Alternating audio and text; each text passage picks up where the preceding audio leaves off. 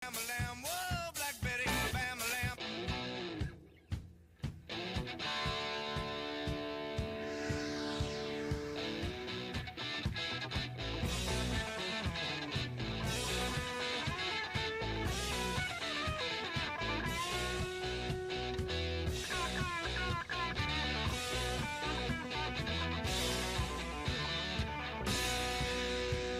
Whoa, Black Betty, bam-a-lam, whoa, Black Betty, bam-a-lam, she really gets me high. Bam-a-lam, you know that's no lie. Bam-a-lam, she's so rock steady. Bam-a-lam, and she's always ready. Bam-a-lam, whoa, Black Betty, bam-a-lam, whoa, Black. Got him. Another one. Yep, right there. Very excited. Ooh, seen some filth. Welcome to the End Off the Bench podcast. My name is Jim Cross. There's no Ava Garza. There's no Daniel Ball today. We've been on a break for too long. It's been a month. Omaha is well past us, and we haven't even talked to any champions, and that's just something that we can't have. And so today we're going to get into it with our man LJ. But before I bring him on the show, got to plug the sponsors. Chinook Seedery, 9 flavors, mild to wild, the best sunflower seeds in the game. Use code IOTB15. Get your 15% off discount right now. A lot of the money is going to veterans overseas. So good thing to do is order right now. Jesus One Apparel, John 16:33, empowering young men and women to be bold in their faith. As a matter of fact, our man LJ is one of those guys. He is bold. He uses his platform. And then, of course, Old Dominic Distillery in the heart of downtown Memphis. They got all your spirit needs. But enough of that. LJ, my man, how we doing today? I'm doing good. How are you? Man, fantastic. Outside of my voice being a little raspy, that's actually not normal. But we're going to continue the show. I'm running solo. We're doing this on the fly, but we don't usually go this long without talking to champions, and so we got to get it done. I show that clip right off the top of that changeup, man, and your smile. Like, what's going through your head right then? Honestly, I think earlier in that at bat, I threw a changeup a little high, a little elevated, and he missed it. And I knew that was his one pitch he was going to get. And so that next changeup right there, I was like, well, I give them their chance, and they didn't capitalize on it. And so I knew from right there that it was pretty much game over. So, yeah. And you know it's good because I pulled it from the pitching ninja, and he only uses filth. So, Exactly. man, shout out to you in that sequence. You got him. But man, before we get into everything Oklahoma, we always like to get to know the athlete a little bit. Where are you from? I'm born and raised in Las Vegas, Nevada. Yeah. I'm trying to think. Out here. Was it? I feel like it was Jacob Walsh. Did you play ball with Yeah. Jacob Walsh?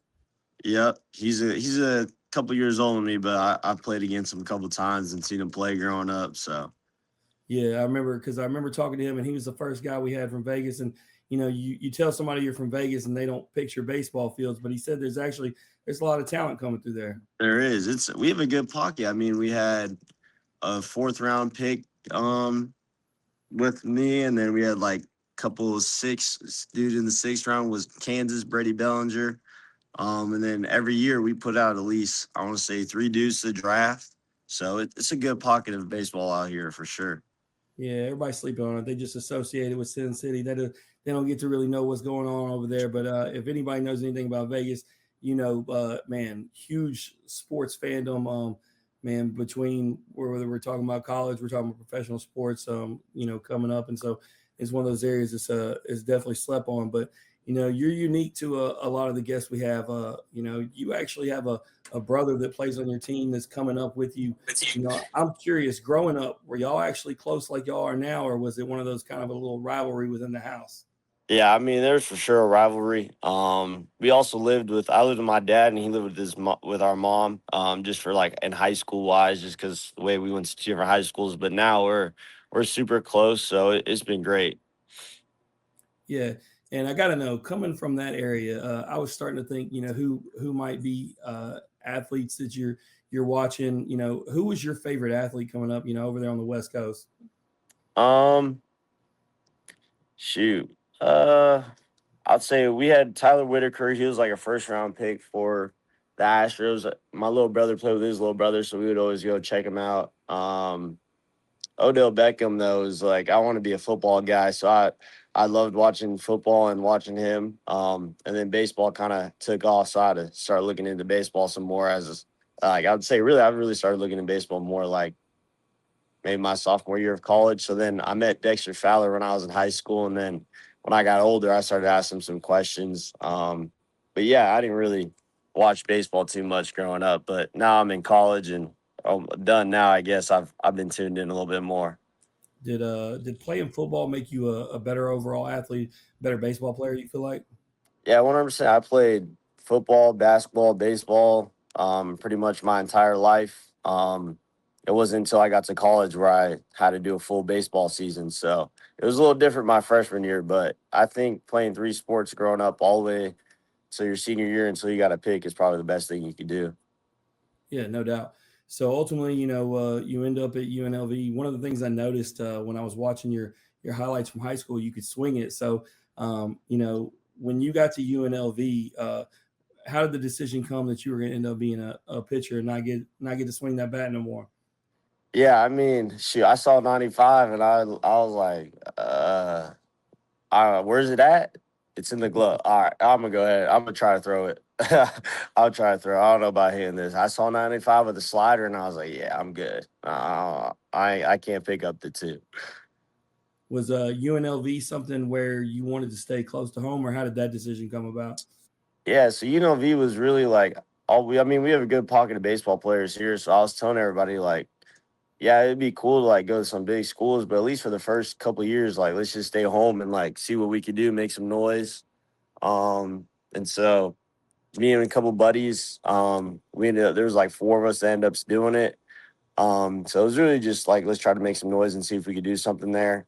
But now I'm looking at all the dudes in the portal from Vegas. They all just signed to come back to UNLV. So I was like, bro, y'all didn't want to do this freaking 3 years ago. Like, come on, man. But really, it was just stay at home and just kind of build a program of our own with true local kids. So that was really the goal. Yeah, no, I like that a lot. You know, we're not going to focus too much on the time in UNLV. What's the one thing you'd say you probably learned the most that would help prepare you for Oklahoma? Yeah, I think living in Vegas is a different lifestyle. It's quick, it's fast. You see a lot, and so I think just like learning how to like go about my business off the field was probably the biggest thing. Just because like you get caught up in the life here real quick. So I think just having that in my back pocket when I went to Oklahoma and you start getting recognition and you start people's nuts start knowing who you are and you go to do things like understanding like how to act and how to be a professional about things on and off the field. So I think that was the biggest thing. And then on the field, my pitching coach was big on execution, executing pitches, and so that really helped translate to the next level. So yeah. Yeah, no doubt. So ultimately, you end up in Norman, Oklahoma. I'm sure you had a lot of options. What about Oklahoma made it the place that you wanted to be at? Yeah, I think Skip speaks for himself. I mean, we dropped the image or graphic the other day where it's like he had 56 draft picks. And a lot of those draft picks are in the MLB and starting to stick. And so that was my biggest thing is like getting drafted is cool. Ultimately, that's the thing you need to do to be able to get to the next level. But how many of those dudes are actually sticking in the MLB, right? Because that's the goal. You want to play 10, 15 years. Like, how many of those people are actually doing that under coaches? And Skip had a great resume for that. And so for me, it's like I might not understand exactly what he's telling me at the beginning or area. Later down the road when it's time, what he's telling me now is going to help me when I get to that next level. So. Yeah, and Oklahoma and what Skip Johnson's got going is one of only a handful of programs that you can truly feel like, winning a championship's a possibility and developing into a pro. And I think that matters. I think a lot of these guys are seeing that, and it's just an awesome opportunity for you and any other guys who choose Oklahoma as their destination. For you on the season, you were 7-7, 4.43 RA, 103 Ks, but it really doesn't tell the story, man. I was looking for a direct correlation, and it's kind of funny for me as a LSU fan. It seemed like after that LSU outing, man, you really just cranked it up another notch. Was there something that changed for you, or anything that particularly happened like midway through the season where you just took it to a whole nother level? Yeah, I think I struggled kind of in the middle of the year after LSU. I saw we went Texas, or it might have been before. It was Texas, Alabama, and I really just it was just my mechanics wasn't feeling good. Like I was a little tired. I went from like a Saturday. I went from the Saturday starter to going to day one, and then those day one weeks were we did like 4 weeks of Thursdays in a row. So I never really recovered. But then when we went back to a regular schedule, like I kind of fixed my mechanics, just oversimplified it. So like in those games, like especially towards the end, you see me coming out of the stretch, but and then going 5 innings. So it was really just as simple as that, just going out of stretch, be more loose, be more athletic. And so really after LSU, the biggest thing was just get back to being athletic. And that kind of just brought everything back. So yeah. Yeah, and you touched on the thing that I want to talk about. You see a lot of guys mentally struggle when they're shifted around, whether it's from starting one day to the other, from the bullpen to starting, all these different things. Just talk about how you're able to stay mentally focused and be able to do what's asked of you, no matter what coach is asking. Yeah, I think the biggest thing is you got to take your own opinions out of things. Like kind of like okay, I'm super sore, but what is that? What you think about that? What is that going to do to help you? It ain't gonna help you at all. So like you take that ball and you go compete. And the biggest thing is like kind of your makeup. Like my dad always told us growing up, it doesn't matter who gets the credit. You just go do what you can do and give. If you got 75%, you give all 75%. Like you give everything that you have. And so for me, like even when I was struggling, I was still the same guy. I was still going out there trying to attack hitters and just get outs. And that's always been my mindset. And so like when I went from starting to the bullpen, Skip was like, it's almost like having an opener. So it's still like a start, we're going to need you to go as deep as you can. I was like, all right, bet. And so the same goal was the same goal of just go attack and get outs and just try to keep the team in the best position to win. So, yeah. Yeah, because I mean, it really is a thing that I've learned mentally, because obviously I wasn't a pitcher myself, but talking to a lot of guys, we've seen some that went from starting to the bullpen and struggled and vice versa. And they talk about just the mental challenges that come with it. So for a guy like yourself to be able to have success no matter what's been called upon is a pretty big deal. But let's get into it, man. You guys ultimately, make it to Omaha, but I got to start with that regional, man. My pick to win it all was in fact Georgia Tech. Like, I don't feel like by no means y'all were David, like people try to say, like David Yeah. slaying Goliath. You're still Oklahoma baseball, right? But it was a pretty big deal in the fact that Georgia Tech had been playing almost like they're unbeatable. So, I mean, what was it like, man, going into their house and being able to pull that upset? Yeah. I mean, shoot. I don't really remember that anymore, but I remember we had a great time. We had a great time. It was fun. I know, like, Trey, after one of the games, I think after we lost that first game, and after that game, Trey Gamble he calls a little meeting after Skip's done.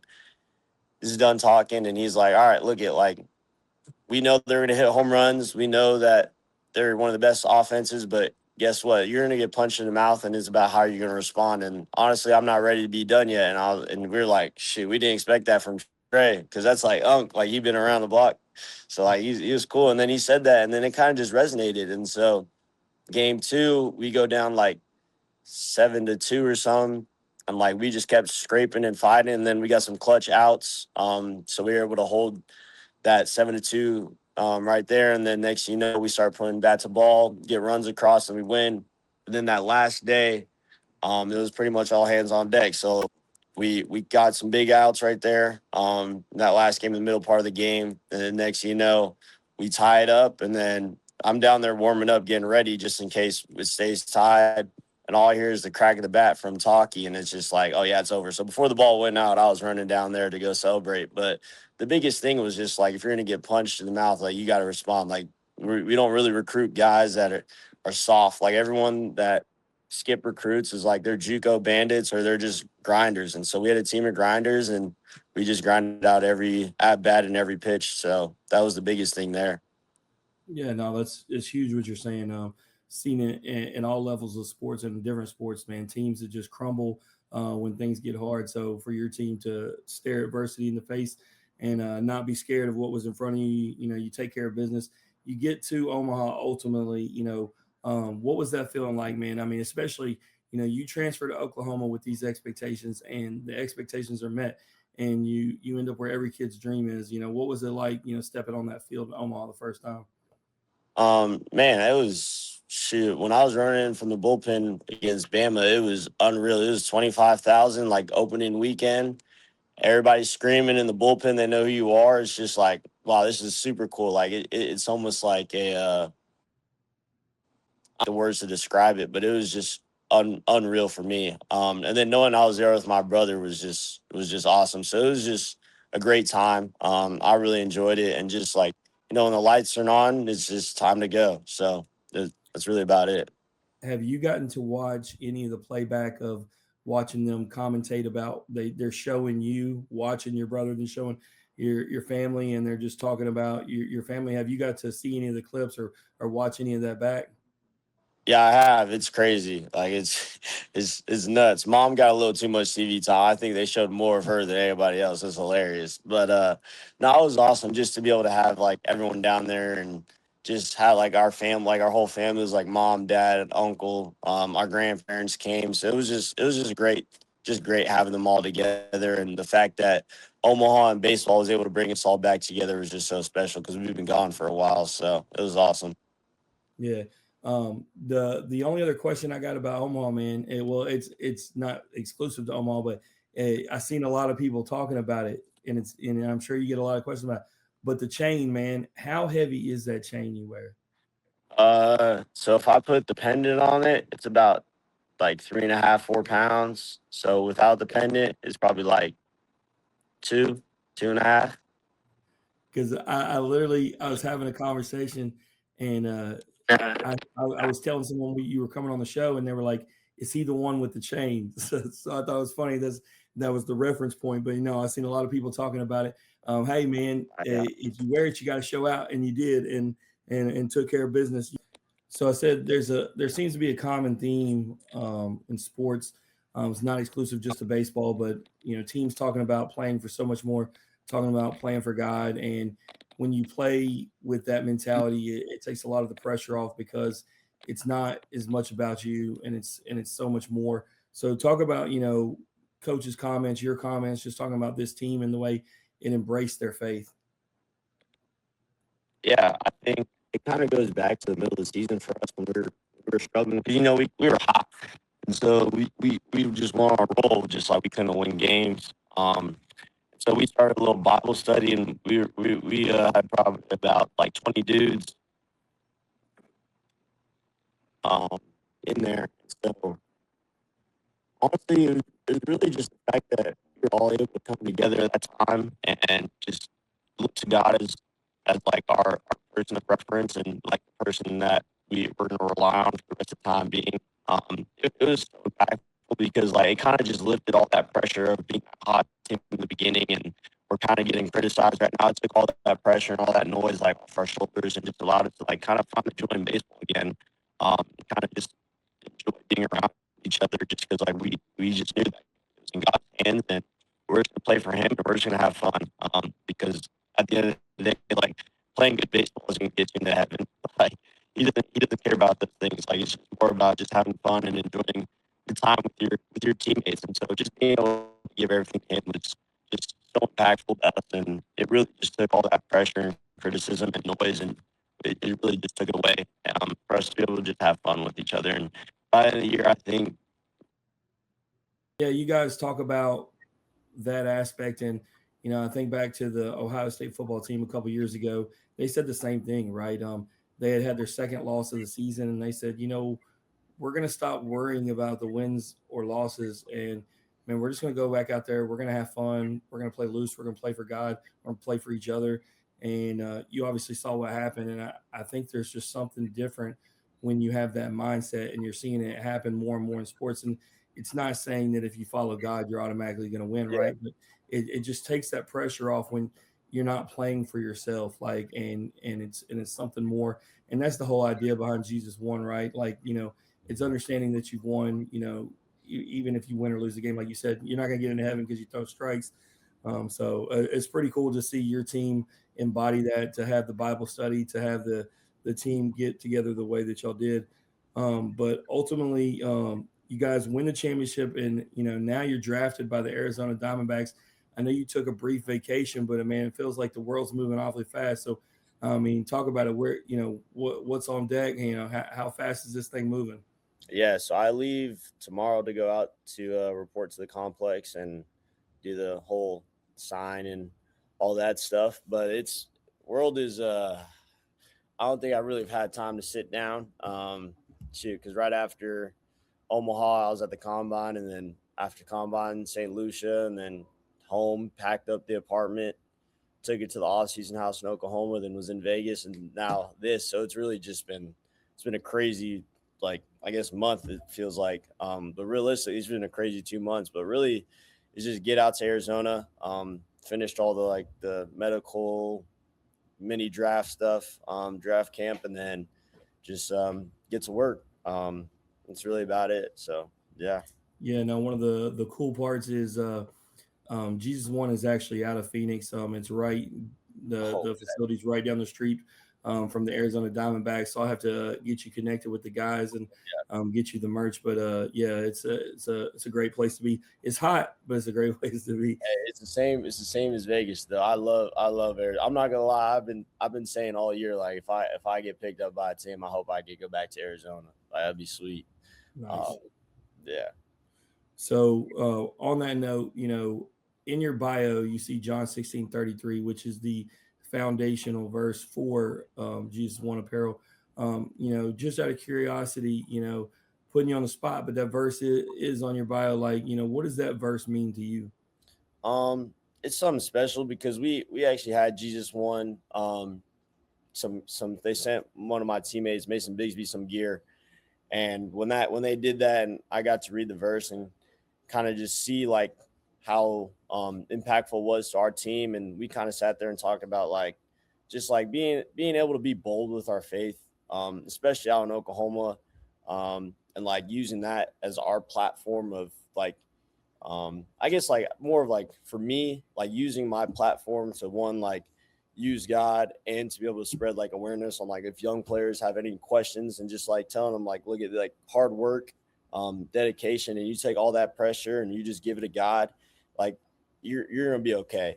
So for me, like having that in my bio is just more of like just be bold with your faith. Like at the end of the day, like I grew up in the church with like my mom and our grandparents, and so like at the end of the day, he's always been a cornerstone for me to like be able to rely on, and like especially during the tough times, like being bold and like really just praying and just giving it to him. And then all my teammates would ask like, what are you doing? And be like, shoot, we're just going to give it to God. And then whatever happens, happens.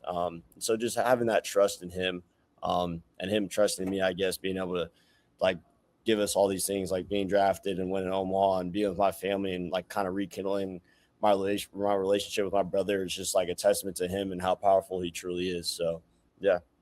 Yeah, that's awesome. Yeah, I'm actually wearing the one I had. I don't know if it's the same Oklahoma one y'all had. Yeah. But I was wearing it because I cover gymnastics. I cover all college sports, but I was there at the national championship wearing this because I was rooting for Oklahoma. So I know y'all had gotten them.